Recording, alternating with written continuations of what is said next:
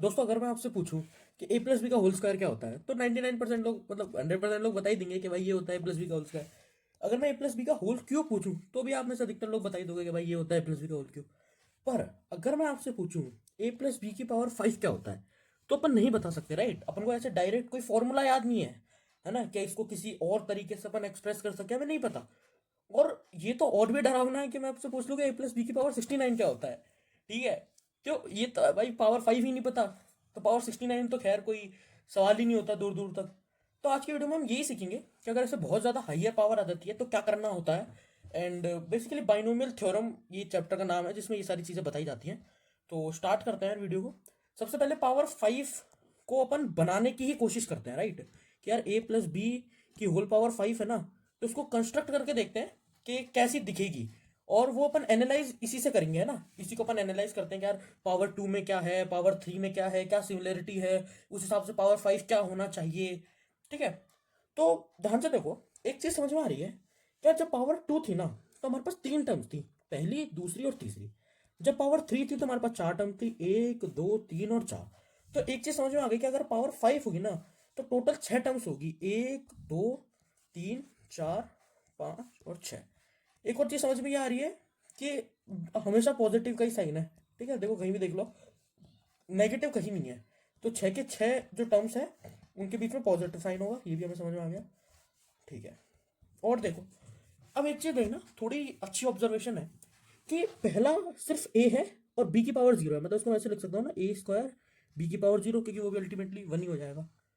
Plus फिर देखो ए की जो पावर 2 थी और यहाँ पावर 1 है, और यहाँ बी की पावर 0 थी और यहाँ बी की पावर 1 है, मतलब बी की एक पावर बढ़ गई और ए की एक पावर कम हो गई। और आगे अगर देखें तो ए की एक और पावर कम हो गई क्योंकि ए की पावर 0 है और बी की एक पावर बढ़ गई।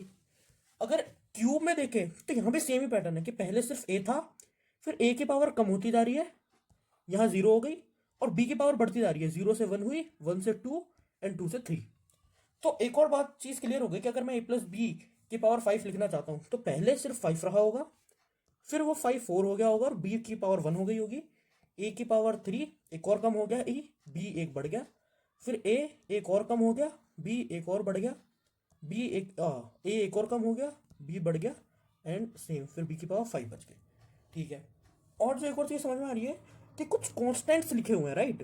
कि जैसे यहाँ 2 है और यहाँ दोनों जगह 1 है, यहाँ 3 है, 3 3 3, ये भी 3 है, और यहाँ 1 है। तो नंबर्स में ये जो कॉन्स्टेंट यूज हो रहे हैं अपने ए प्लस बी के होल स्क्वायर में और ए प्लस बी के होल क्यूब में, ये समझ नहीं आ रहे, राइट। क्योंकि यहाँ पे 1 to 1 है, A square plus 2ab plus B square, यहाँ है 1 3 3 1, A cube plus 3 a square B plus 3ab square plus B cube. तो ये चीज़ समझ नहीं आ रही कि यार कांस्टेंट कैसे देखें। और ये चीज़ डायरेक्टली दिखेगी भी नहीं क्योंकि इसके लिए हमारे पास एक ट्राइंगल है जिसे पास्कल ट्राइंगल बोलते हैं। ये है भाई वो, है ना। डरो मत इसे देख के, थोड़ा सांस ले लो। अगर आप बहुत ध्यान से देखोगे तो दो टर्म्स मैंने आपको बताई थी, वो थी 1 to 1 और 1 3 3 1, जो कि ए प्लस बी के होल स्क्वायर में आती है और ए प्लस बी के होल क्यूब में आती है। और यहाँ भी आप देखोगे तो आपको 1 to 1 दिख जाएगा। तो ये वही तो कांस्टेंट है जो A square plus 2ab plus B square इसमें दिखते हैं, 1 2 और 1। और ये आपको दिखते हैं पावर 3 में। तो अब पैटर्न नजर आ गया कि यार ये वाले सारे फिर पावर 4 में होंगे और ये सारे पावर 5 में होंगे। तो देखो अपन ए प्लस बी की पावर 5 कंस्ट्रक्ट कर रहे हैं, उसके कांस्टेंट होंगे 1 5 10 5 1। तो ये कांस्टेंट हम चिपका देते हैं। 1 1 तो है ही है, 1 5 क्या था भाई मैं भूल गया यार। 5 10 10 5 1, ओके 5 10 10 5 एंड 1। एंड ये देखो, हमने ए प्लस बी की पावर 5 का फॉर्मूला जनरेट कर लिया, है ना। बहुत ही आसान था। ए की पावर कम होती जा रही है, बी की पावर बढ़ती जा रही है, तो वो हमने लिख दिया। और कॉन्स्टेंट्स जो थे वो हमने पास्कल ट्राइंगल में देख लिए। लेकिन अगर आप पास्कल ट्राइंगल को भी देखोगे तो एक बार पहले ये देख लेते हैं ये बनता कैसे है, ठीक है। क्योंकि ये भाई रट तो आप पाओगे नहीं बिल्कुल भी, है ना। इसका बनने का पूरा लॉजिक है कि यहाँ 1 है और ये दोनों 1 है, ये आपको लिख के बैठ जाना है, ठीक है। और इसके बाद देखो, कोने में तो हमेशा 1 ही है और इस साइड में हमेशा 1 ही है। बीच में देखो कैसे बन रहे हैं, ये 1 और ये 1 ऐड होकर 2 बना रहे हैं, ये 1 और 2 ऐड होकर 3 बना रहे हैं, ये 1 और 2 ऐड होकर 3 बना रहे हैं, फिर ये 3 और 1 ऐड होकर 4 बना रहे हैं, 3 और 3 ऐड होकर 6 बना रहे हैं, और 3 और 1 ऐड होकर 4 बना रहे हैं। और ये जो साइकिल है ये चलती जाएगी और इसी तरीके से सारी टर्म्स आई हैं। पर आपको इतना मगअप करने की जरूरत नहीं कि आप इसको लिख लिख के प्रैक्टिस कर रहे हो कि भाई मैं बना दूं।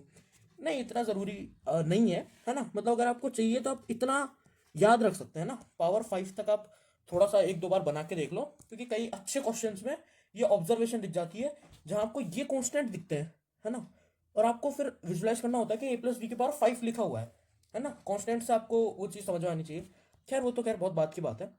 पर अगर अभी की बात करें तो अगर जैसे पावर 5 थी तो वो तो हमने चलो ठीक है बना दी, उसका ये तो सॉर्ट हो गया।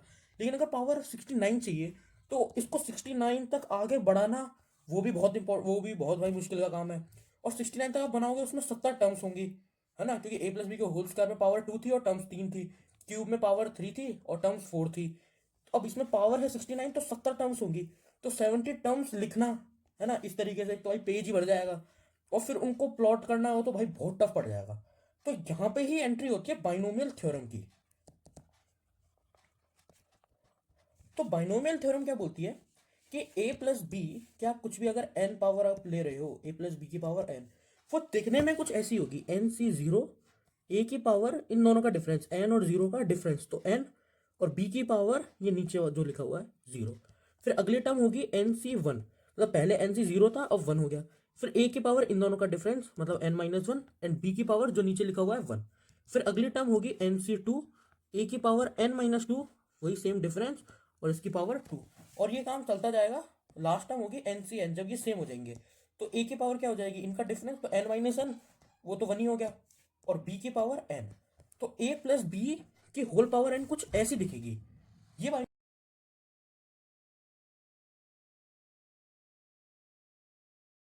ये बाइनोमियल थ्योरम बताती है। और अगर आपको ए प्लस बी की कितनी भी हाइयर पावर जाननी है, अगर आपको जानना है ए प्लस बी का होल स्क्वायर है ये आया कहाँ से, वो भी यहीं से आया।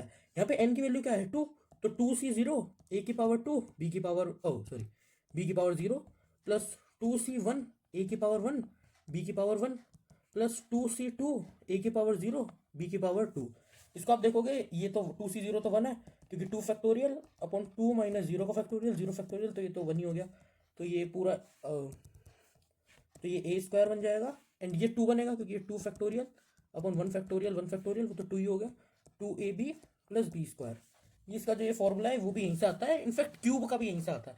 तो अब तो समझ में आ गया, ठीक है, ए प्लस बी की पावर 69 है, इसको भी बहुत आसानी से निकाला जा सकता है। इसमें एन 69 है तो 69 सी जीरो, ए की पावर 69 बी जीरो, प्लस 68, ओ सॉरी ऊपर सेम रहेगा, एंड ये आगे कंटिन्यू होता जाएगा, ठीक है। अब ध्यान से देखो, अगर आप एक ही अगर आप पावर कुछ भी लेते हो तो उससे एक ज्यादा टर्म आती है। मतलब अगर आप ए प्लस बी की पावर एन ले रहे हो तो उसमें जो भी पूरी टर्म्स लिखेंगी, जो भी पूरी टर्म्स आएंगी वो एन प्लस वन होंगी, ठीक है। तो अगर मुझे वो पावर को या फिर उन टर्म्स को मुझे ऑब्जर्व करना है तो बड़ा मुश्किल है यार ऑब्जर्व करना, अगर एन की वैल्यू बहुत ज्यादा है। मैं चाहता हूँ कि यार इसमें क्या है, इसके अगली वाली टर्म में क्या है, उसके अगली टर्म्स में क्या है, और उनको मैं थोड़ा विजुलाइज करूँ कि अच्छा ये ऐसा होगा, तो बहुत टफ है एक एक टर्म को देखना, राइट। इसलिए हम लिखते हैं जनरल टर्म।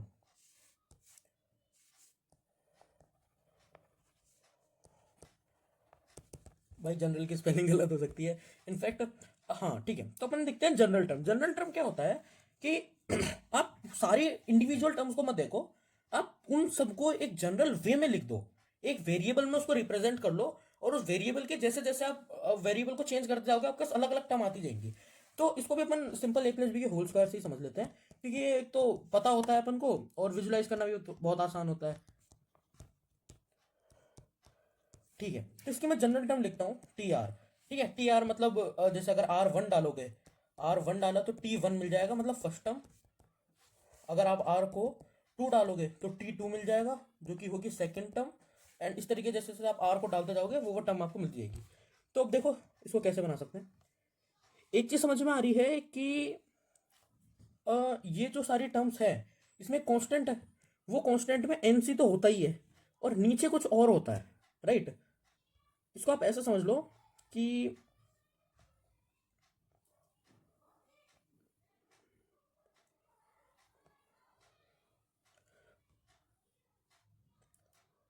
इसको आप ऐसे समझ लो कि ए प्लस बी का होल स्क्वायर ना लिख के ना मैं इसको एन सी आर में ही लिख देता हूँ कि N C zero sorry two है ना, तो टू सी जीरो, ए की पावर टू, बी की power zero, plus two C one, A की पावर वन, बी की power one, plus two C two, A की पावर टू। तो आप देख रहे हो यार, जब पहली टर्म थी तो नीचे जीरो लिखा हुआ था, दूसरी टर्म थी, ये फर्स्ट टर्म है ये सेकंड टर्म है, और ये थर्ड टर्म है। सेकंड टर्म में नीचे 1 लिखा हुआ है और थर्ड टर्म में नीचे 2 लिखा हुआ है।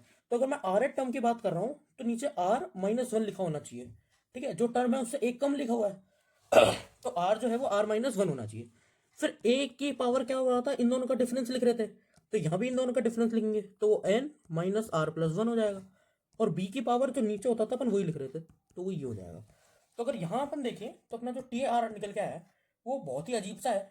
वो है n C r minus 1, a की power N minus r plus 1, b की पावर आर माइनस 1। अब ये जो है ना, असली तो यही है, ठीक है, पर ये आप देख रहे हो बहुत कॉम्प्लिकेटेड लग रहा है। और आपने जो पढ़ी होगी जनरल टर्म वो ऐसे पढ़ी होगी, T R plus 1 is equal to N C R, A की power N minus R, B की पावर आर। ये दिखने में बहुत ज़्यादा क्लियर लगती है और बहुत ज़्यादा चीज़ें समझ में आती है। तो ये बस भाई अपने साइंटिस्ट ने पहले ये बनाया होगा, है ना, और फिर उन्होंने सोचा होगा कि अरे ये तो बड़ा बहुत ही मैस्ड अप सा लग रहा है, तो उन्होंने इसी इक्वेशन में आर जो है उसको रिप्लेस करा आर प्लस 1 से, है ना। तो जैसे ही आप आर को आर प्लस 1 से रिप्लेस करोगे तो ये आर प्लस 1 आ जाएगा, यहाँ आर माइनस 1 प्लस 1 तो वो आर आ जाएगा, और ये एन माइनस आर आ जाएगा और ये आर आ जाएगा। अब इसमें जो समझने वाली बात है वो थोड़ी ये है कि एक बार मैं इसको लिख देता हूँ अच्छे से।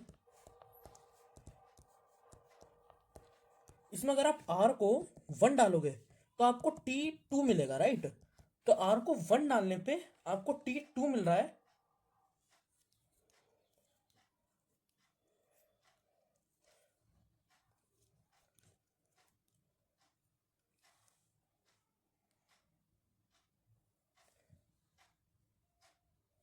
जो कि आपके सेकेंड टर्म है। अगर आप आर को 2 डालोगे तो आपको टी 3 मिलेगा, जो कि आपकी थर्ड टर्म होगी। और अगर आप आर को 0 डालोगे तो आपको टी 1 मिलेगा, जो कि आपकी फर्स्ट टर्म होगी। और इस तरीके से आप कंटिन्यू कर सकते हो। तो ये होती है जनरल टर्म, कि आपको भाई एक सीरीज है वो आपको पूरी देख के समझ नहीं आ रही तो आपने उसको एक जनरल वे में रिप्रेजेंट कर दिया। और इस तरीके से आप बहुत ज़्यादा हायर पावर को भी आइडेंटिफाई कर सकते हो।